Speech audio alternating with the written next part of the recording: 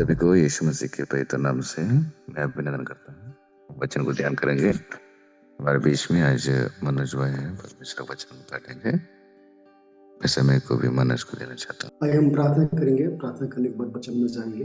प्रिय प्रभु, तेरे पवित्र नाम धन्यवाद देते हैं सुंदर समय के लिए प्रभु, सुंदर बेला के लिए प्रभु। हम सब आकर तेरे वचन को ध्यान करने के लिए प्रभु, तेरे वचन को सुनने के लिए इसलिए आपको धन्यवाद देते हैं। विशेष प्रार्थना करते हैं प्रभु, जो मीटिंग में जितने भी प्रभु भाई बहन जितने भी जुड़े हुए हैं सबको आशीष कर, कृपा कर प्रभु, जिस पर प्रभु हम सबको तेरे वचन को प्रभु ध्यान देखिए आत्मिक रूप से कर सके, अपने हृदय में रख सकते प्रभु। आने वाला समय में उस वचन के अनुसार चल सकते, इसलिए हमको प्रभु सबको सहायता कर प्रार्थना करते हैं। और विशेष प्रार्थना करते प्रभु, तेरी आत्मा से तेरे ज्ञान से भरते प्रभु, जिस पर तेरे वचन को तेरी ओर से प्रभु बोल पाओ, समझा प्रभु इस समय तेरा तो सौंपते हैं प्रभु। हम सभी को आशीष करें प्रभु, वचन को तेरा तो सौंपते हैं प्रभु, जिस पर प्रभु हम सबको इस वचन के माध्यम से प्रभु तेरी आत्मिक गुण को हम जान पाए, इसलिए हम प्रार्थना करते हैं। सारी प्रार्थना सारी दुआ प्रभु यीशु मसीह के नाम से मांगते हैं, आमीन। यीशु मसीह का मधुर नाम से आप सभी को जय मसीह की। प्रभु की धन्यवाद हो, प्रभु ने हम सभी को सुंदर समय दिया परमेश्वर के वचन को पुनर्बार ध्यान करने के लिए। प्रियो, आज हम यूहन्ना उसका 1 अध्याय 43 लेकर 51 पद को हम ध्यान करेंगे। और जो जैसे कि हम सब कोई परमेश्वर की दास की जीवन कहानी उसका बारे में हम ध्यान करते आ रहे हैं। और आज भी जो परमेश्वर के चेले से एक चेले हैं उसके बारे में हम आज ध्यान करेंगे। और जब हम यूहन्ना उसका 1 अध्याय उसका 43 से 51 को जब हम ध्यान करते हैं, यहाँ पर नाथानेल व्यक्ति के बारे में हम यहाँ पर देख पाते हैं। और आज हम नाथानेल के बारे में हम जानेंगे और ध्यान करेंगे। नाथानेल कौन था और नाथानेल कैसे यीशु को जाना, यीशु के पास आया, और नाथानेल यीशु के साथ क्या बातचीत हुआ, सारे विषय में आज हम ध्यान करेंगे। और जैसे कि हम सब कोई जानते हैं, नाथानेल के यीशु मसीह का बड़ा चेला में एक चेले था, जो कि गलीली का काना से में वो रहता था।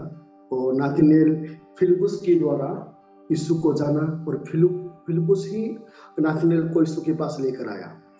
और हम जब यहाँ पर जब पहला घटना हम देख पाते हैं, और फिलिप्पुस ने जब यीशु मसीह को ग्रहण किया, माना, उसका पीछे हो लिया, तो फिलिप्पुस ने नाथानेल को भी यीशु के पास लेकर आया। हम जब उसका यूहन्ना उसका 1 अध्याय 45 पढ़िएगा। फिलिप्पुस ने नतनएल से निकलकर उससे कहा कि जिस का वर्णन मूसा ने व्यवस्था में और भविष्यवक्ताओं ने किया है वह हमको मिल गया।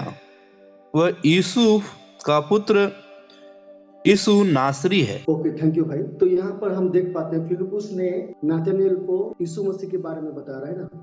जब वो जान लिया कि यीशु मसीह उद्धारकर्ता मुक्तिदाता इस संसार में आ गया है, जो ऑलरेडी भविष्यवक्ता के द्वारा वो बोला गया था, इसके बारे में वो जान लिया, जब वो नाथानेल के बारे में सारे विषय को जिक्र कर रहा है, वो बता रहा है। प्रियो, उस प्रकार हमारा जीवन में भी हम जब प्रभु यीशु मसीह को ग्रहण कर लेते हैं, हम उद्धारकर्ता रूप से, मुक्तिदाता के रूप से, हमारा पापों को छुटकारा करता रूप से हम जब ग्रहण करते हैं, तो हमारा कर्तव्य जिस प्रकार फिलिप्पुस ने अपने दोस्त को सारे विषय को यीशु मसीह के बारे में जिक्र कर रहा है, बता रहा है कि ऑलरेडी इस जगत में एक उद्धारकर्ता आ गया है। 45 पद में हम देखते हैं, फिलिप्पुस ने नाथानेल से मिला और उससे कहा, जिसका वर्णन मूसा ने व्यवस्था में और भविष्यवक्ताओं ने किया है वो हमें मिल गया है। तो ये यहाँ पर देखते हैं प्रभु यीशु मसीह के बारे में वो उसको बता रहा है ना, सुना रहा है कि उद्धारकर्ता वो ऑलरेडी आ चुका है। तो उस प्रकार ये हम सभी के लिए बहुत बहुत महत्वपूर्ण है ना। हम जब प्रभु यीशु मसीह को हम उद्धारकर्ता रूप से ग्रहण कर लेते हैं, तो हमारा हर एक के व्यक्ति कर्तव्य है कि हम अपने दोस्त, परिवार, अपने पड़ोसी, हमारा जो भी मिले उसको हम प्रभु यीशु मसीह के बारे में बताना बहुत इंपॉर्टेंट है ना। कई बार ऐसे होता है कि हम यीशु मसीह को जानते हैं, उद्धारकर्ता के रूप से ग्रहण करते हैं, हम यीशु मसीह को अपने परमेश्वर रूप से हम ग्रहण करते हैं, वो हमारे लिए ही सीमित रहता है, हमारे परिवार के लिए, हमारे व्यक्तिगत जीवन के लिए सीमित रहता है। हम ये विषय को भी हम कई बार हम सोचते हैं कि ये सारे विषय पादरी, पास्टर, फादर, उन लोग को एक काम है कि यीशु मसीह के बारे में उन लोग को बताना। देखिए, जब यीशु मसीह ने फिलिप्पुस को बुलाया मेरे पीछे होले बोलकर। तो फिलिपुस ने यीशु मसीह ग्रहण किया ना, वो मान लिया तुरंत प्रभु यीशु मसीह का पीछे वो चला गया।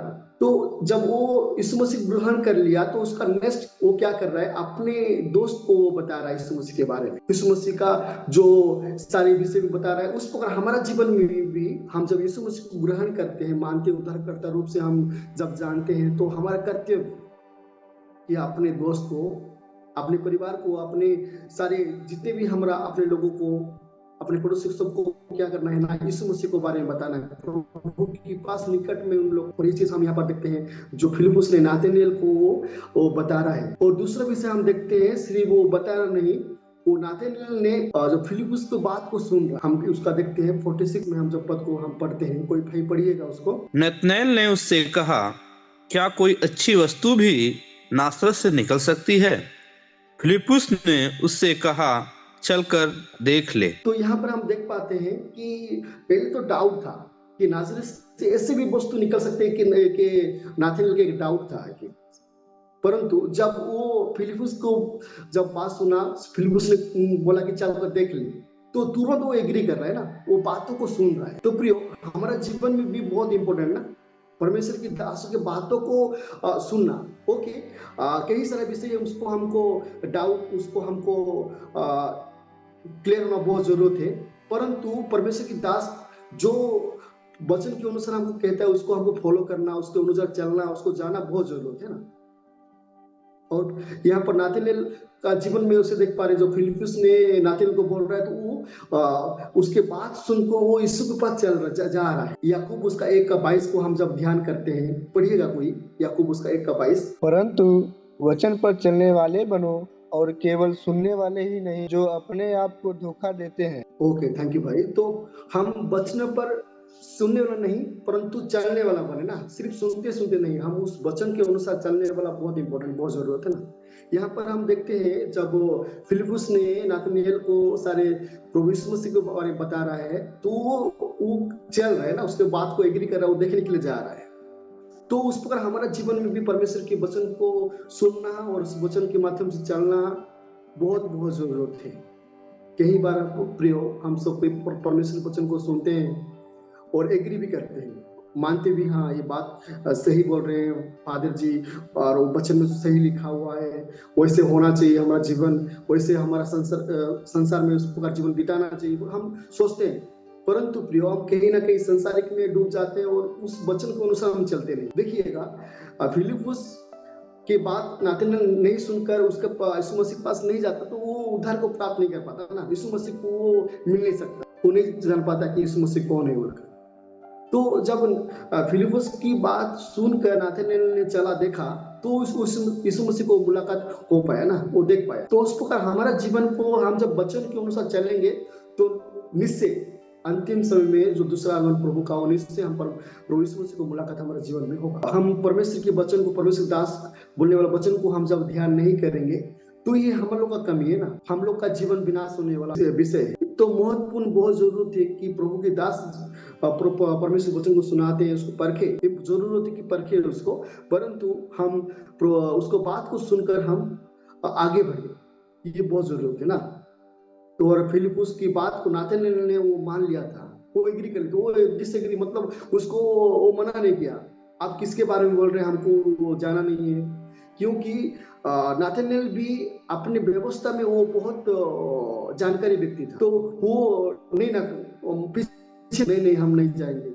जब वो फिलिपुस ने नाथानिएल को बोला कि चलो, बोलने से वो भी एग्री हो गया यीशु के पास जाने की। इसलिए प्रियो, हमारे जीवन में भी हम परमेश्वर के अनुसार चलने का बहुत जरूरत है, परमेश्वर के वचन में चलना बहुत। जब हम परमेश्वर के वचन में चलेंगे तो निश्चय हम प्रभु यीशु मसीह को हम पास, और परमेश्वर के वचन में नहीं चलेंगे, अपने हिसाब में सांसारिक भौतिक हिसाब में चलेंगे, तो हम प्रभु यीशु मसीह से हमारा मुलाकात नहीं हो पाएगा ना। नहीं, हम कहीं ना कहीं संसार के शैतान का जो इच्छा को पूरा कर रहे हैं, और उसका रास्ता में चलने के लिए हम कोशिश कर रहे हैं। वचन को सुने और उसको फॉलो करें, उसका अनुसार हमको चले। फिलिपुस ने नाथानिएल को सुना और नाथानिएल ने वो विषय को माना, वो सुना और उसका अनुसार चला। तीसरा विषय को हम जब देखते हैं यहाँ पर, तो यीशु मसीह ने नाथानिएल को गवाही दे रहे ना कि एक सच्चा क्या है, वो इस्राएल है बोल। कोई पढ़िएगा उसका 47 पद को पढ़िएगा।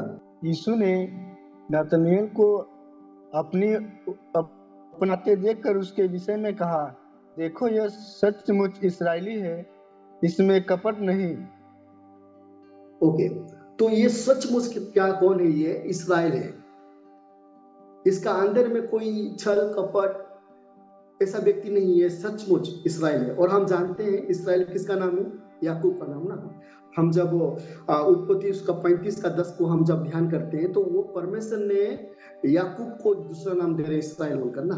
कोई पढ़िए तो उत्पत्ति उसका 35 का 10। और परमेश्वर ने उससे कहा, अब तक तेरा नाम याकूब रहा है, पर आगे को तेरा नाम याकूब न रहेगा, तू इस्राएल कहलाएगा।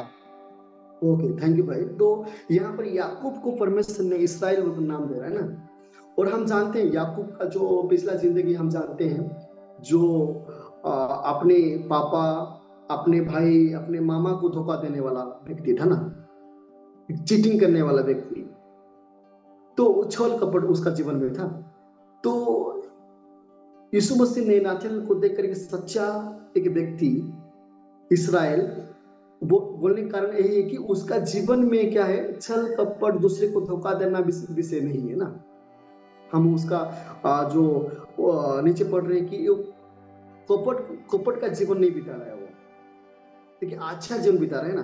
देखिए प्रियो, इस संसार में एक जो कपट का जीवन मतलब छल करना, दूसरे को हम एक दिखावट करना। बाहरी रूप से तो हम अच्छा हाँ भाई कैसे हैं, कैसे चल रहा है, जय मसीह की, बहुत अच्छा रूप से हम बात करेंगे ना।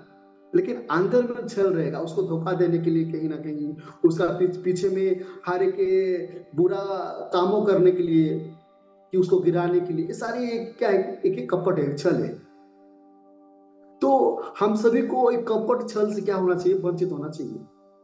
कि अच्छा एक धार्मिक, जिस प्रकार नाथानेल को हृदय की बात कौन जान लिया था? यीशु मसीह जान लिया था कि व्यक्ति कैसा है दिखते हुए ना, कि वो कपट नहीं, एक सच्चा इस्राएल है, दूसरे को धोखा नहीं देता है, दूसरे को छल नहीं करता है, दूसरे का बुराई नहीं चाहता है। वैसे वाला व्यक्ति क्या कौन था? ना नाथानेल था। तो हम अभी अपने जीवन को हम परखे, क्या हम दूसरे के लिए क्या अच्छा व्यक्ति है? प्रभु के लिए क्या अच्छा गवाही वाला व्यक्ति है? यहाँ पर खुद यीशु मसीह ने गवाही दे रहे हैं नाथानेल को। और जब यीशु मसीह जगत में था तो फारूसी लोग को एक कपटी बोलकर उन लोग को वो बुला रहा है। हम जब मत्ती उसका 23 अध्याय उसको 27 और 28 पढ़ेंगे, पढ़िए कोई। हे कपटी शास्त्रियों और फरीसियों, तुम पर हाय, तुम चुना फिरी हुई कब्रों के समान हो, जो ऊपर से तो सुंदर दिखाई देती है, परंतु भीतर मुर्दों की हड्डियों और सब प्रकार के मलिनता से भरी है। इस रीति से तुम भी ऊपर से मनुष्यों को धर्मी दिखाई देते हो, परंतु भीतर से कपट और अधर्म से भरे हुए हो। ओके, थैंक यू भाई। तो यहाँ पर लिखा हुआ है कि बाहरिक रूप से तो बहुत धर्मी, बहुत अच्छा, हाँ, अभी बहुत सुंदर भीड़ भड़क में प्रार्थना करना, उच्च आवाज से प्रार्थना, बहुत लॉन्ग प्रार्थना करना, व्यवस्था को जानने वाला दिखाना, बहुत अच्छा रूप से, बहुत कोई देखेगा तो वाह कितना है कि हाँ प्रभु को जानने वाला व्यक्ति, प्रभु की व्यवस्था को जानने वाला व्यक्ति, धार्मिक व्यक्ति। परंतु फारसी अंदर में क्या है? खोखला है, कुछ नहीं, सिर्फ कपट के अलावा। उन लोग क्या करते थे? सिर्फ दिखावट का जीवन बिताते थे। उन लोग दूसरे को सिर्फ दिखाना चाहते थे कि हम कितना धार्मिक है, कितना प्रभु की मार्ग में चलते हैं, कितना हम प्रभु को जानते हैं बोलकर। लेकिन कपट का जीवन, किसी को गिराने के लिए, किसी को छल करने के लिए जीवन बिताते थे। ये सारे विषय इस मसीह देखकर उन लोगों को क्या कह रहा है? वो निंदा कर, उन लोगों को बोल रहा है कि आप तो दिखावट में बहुत अच्छे हो, दिखाने के लिए बहुत अच्छा करते हो, लेकिन अंदर में क्या है? कपट है, कपट भरा हुआ है। तो उस पर प्रियो हमारा जीवन एक दिखावट जीवन ना हो ना। हम सिर्फ दूसरे को दिखावट ना करें कि हम कितना धार्मिक है, कितना हम सच्चा है, कितना अच्छा जीवन बिताते हैं, कितना हम प्रभु के बारे में जानते हैं। दिखावट के बारे में हमारा दिखावट का हमारा जीवन ना हो ना। एक कपटी हमारा हृदय को देखिएगा, हम भले एक मनुष्य को धोखा दे सकते हैं, उसको दिखावट कर सकते हैं, लेकिन परमेश्वर को, यीशु मसीह को कभी हम धोखा नहीं दे सकते ना। हमारा हृदय को जानने वाला यीशु मसीह है। हमारा अंदर में कितना छल है, हमारा अंदर में कितना झूठ है, हमारा अंदर में कितना बुराई है, वो यीशु मसीह जानता है ना। इसलिए प्रियो कि हम बाहरी रूप से और आंतरिक रूप से भी हमको क्या होना चाहिए, धार्मिक व्यक्ति होकर जीवन बिताना चाहिए। जैसे नाथानिएल क्या था कि सच्चा इस्राएल। आज का समय में हम सब एक सच्चा मसीहत जीवन बिताना बहुत जरूरी होते ना। मसीह तो हम सबको ही है। जब हम मसीह को फॉलो करते हैं, तो चर्च जाते, तो हम मसीह सबको ही है ना। लेकिन सच्चा मसीह का जीवन बिताते ना, सिर्फ नाम के लिए नहीं, लेकिन कामों भी बाहरी रूप से भी आंतरिक रूप से हम क्या ओपन कर रहे हैं ना, कि सच्चा के मसीह का जीवन बिताए। और हमारा जीवन में कपट और छल, निंदा, दूसरे को बुराई, ये सारे विषय ना रहे। एक आत्मिक जीवन बहुत जरूरत है ना। देखिएगा, हम दूसरे को छल, कपट और दूसरे को बुराई हम कर हमारा जीवन में कुछ बेनिफिट नहीं है ना, उसमें हमारा कुछ लाभ नहीं है। सिर्फ हमारे जीवन में वो पाप आता है, लेकिन कुछ लाभ नहीं, उसमें हम कुछ लाभ प्राप्त नहीं कर सकते। इसलिए हम धार्मिक व्यक्ति जब संसार में बनकर हम जब जीवन बिताएंगे, अच्छा पवित्र जीवन बिताएंगे, तो ये हमारा जीवन के लिए बहुत लाभदायक है ना, बहुत अच्छा विषय है। यीशु मसीह भी, परमेश्वर भी हमको जीवन में गवाही देंगे कि कितना एक अच्छा प्रभु में चलने वाला व्यक्ति, धार्मिक व्यक्ति, उसका जीवन में छल नहीं है, कपट नहीं है, कुछ बुराई नहीं है, पाप नहीं है, दूसरे के बारे में उसका कुछ बुरा सोच नहीं है बोलकर ना, उस प्रकार जीवन हमको बिताना है। और नाथानिएल ऐसे व्यक्ति था, वो एक इस्राएल व्यक्ति, एक पुराना सोच विचार रखते हुए भी एक अच्छा जीवन बिताने, धार्मिक जीवन बिताने वाला एक व्यक्ति, तो यीशु मसीह को नहीं जानने से पहले ही वो एक अच्छा जीवन बिताता था। और हम चौथा पॉइंट पर हम जब ध्यान करेंगे, तो यहाँ पर देखते कि प्रभु हर एक व्यक्ति के पास नजर, हर एक व्यक्ति का ऊपर नजर रखता है।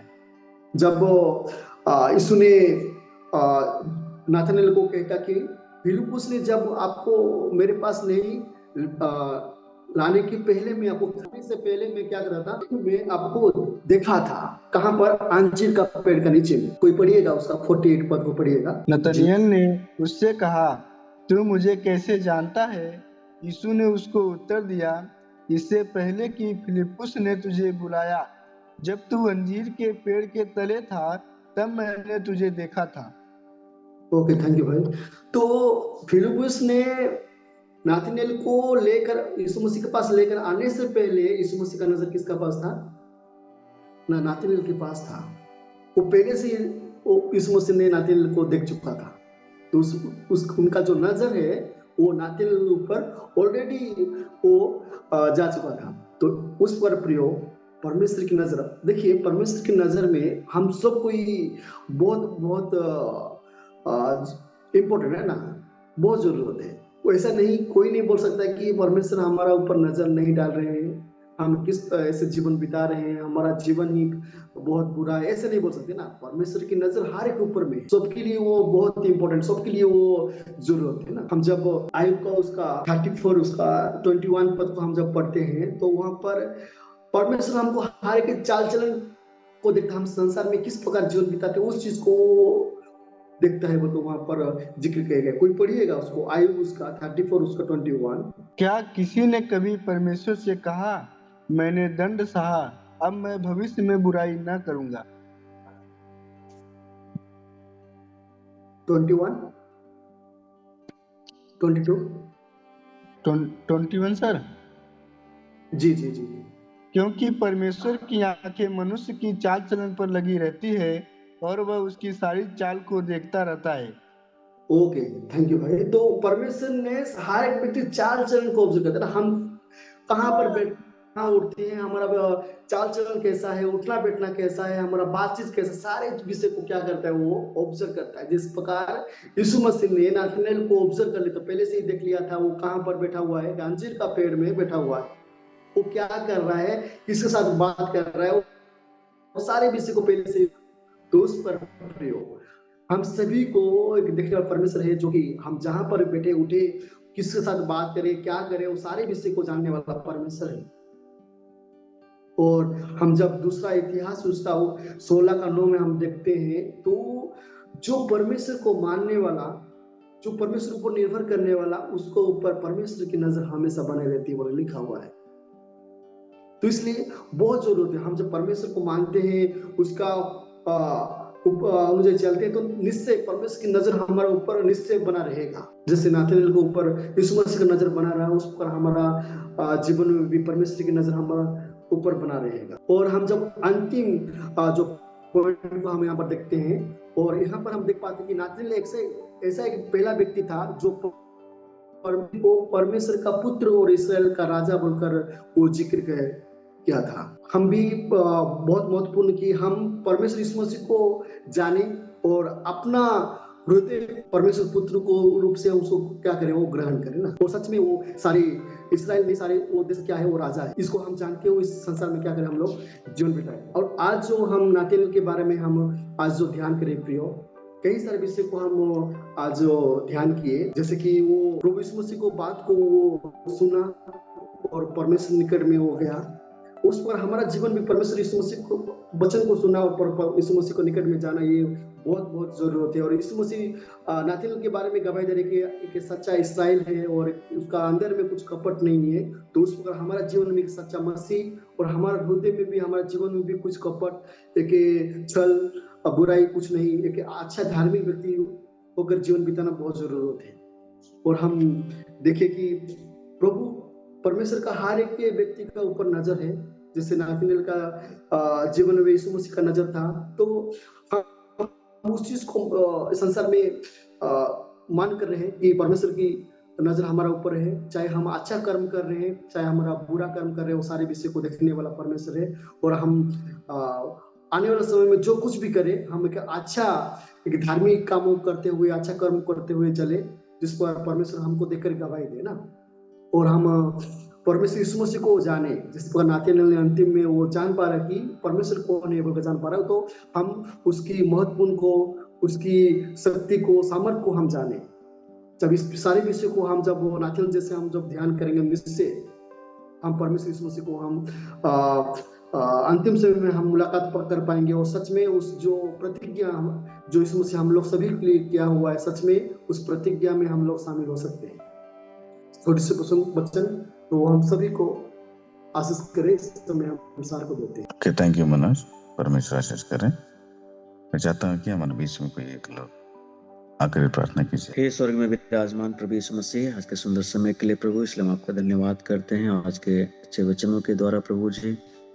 और परमेश्वर, आज के वचनों के द्वारा प्रभु हम लोग को ये मालूम और ये बताया गया परमेश्वर कि आप हर एक व्यक्ति के जीवन को पहले से जानते हैं परमेश्वर। और प्रभु हम दुआ करते हैं परमेश्वर कि हम लोग के जीवन को प्रभु और भी पवित्रताई के रूप में बनाने के लिए प्रभु आपकी सहायता की जरूरत है। और परमेश्वर इस सुंदर समय दिया है प्रभु, इसलिए हम आपका धन्यवाद करते हैं।